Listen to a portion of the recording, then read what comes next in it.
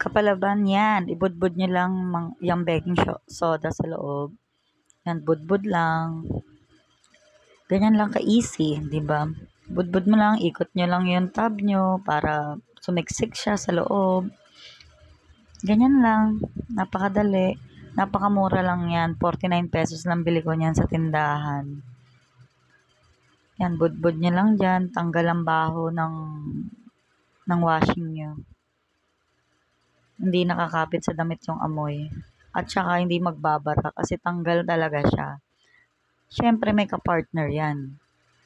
Mura lang ang kapartner. Biruin nyo, sa halagang 60 pesos, meron ka ng panlinis. Kahit na every twice a week mong gawin, tipid pa rin.